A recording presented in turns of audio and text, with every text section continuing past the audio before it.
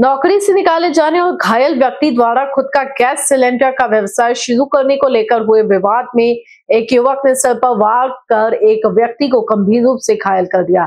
इस घटना में एक अन्य आरोपी भी शामिल है, जो कि फिलहाल अभी फरार है।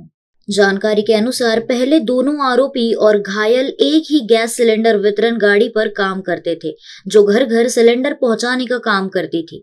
बाद में आपसी मनमुटाव के चलते घायल ने अपनी अलग गैस सिलेंडर की गाड़ी शुरू की, जिससे विवाद बढ़ गया। वारदात के बाद घायल के खून को देखकर घबराए मुख्य आरोपी ने सदर पुलिस थाने में पहुंचकर खुद को पुलिस के हवाले कर दिया।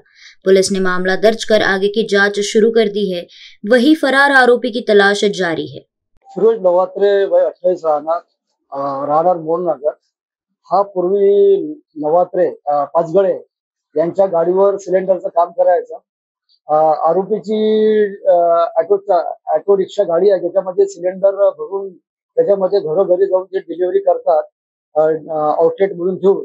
4 महिन्यापूर्वी त्याला आरोपीने पाचाडे यांनी त्याला कामावून कमी केलं होतं आणि त्यानंतर जो फिर्यादी आहे जखमी फिरोज लवात्रे याने आपला पण स्वतंत्र व्यवसाय सुरू केला होता, भाड्याच्या गाडी घेऊन सिलेंडर घरी ड्रॉप करण्याचा। याच्यातून त्यांचा वाद झाला होता। त्या कारणावरून आरोपी पाचाडे व त्याचा भाचा बंटी देशमुख यांनी त्याला कुवारा भीमसिंग चौकाच्या जवळ डोक्यावर हातोडीने मारून गंभीर जखमी केले। वरून कलम 307 चा गुन्हा नोंद करण्यात आलेला आहे। तो एक आरोपी सध्या अटक करण्यात आलेला आहे। दोघे गॅस सिलेंडर हे घरोघरी डिलिव्हरी करतात आणि त्याच वादातून ही घटना घडलेली आहे आणि एक आरोपी सध्या फरार आहे। आरोपीचा हा झालेला अचानक वाद झाल्यामुळे आरोपीने त्या जखमीचं रक्त बघितल्यानंतर आरोपी पण घाबरला आणि त्याने पोलीस स्टेशनला सरेंडर केलं आणि आरोपीची कोणतीही गुन्हेगारी पार्श्वभूमी नाहीये, त्यामुळे त्याने स्वतःला पोलिसांच्या शरण केलेला आहे। कैमरामैन अखिलेश के साथ अभिषेक पानसी की रिपोर्ट।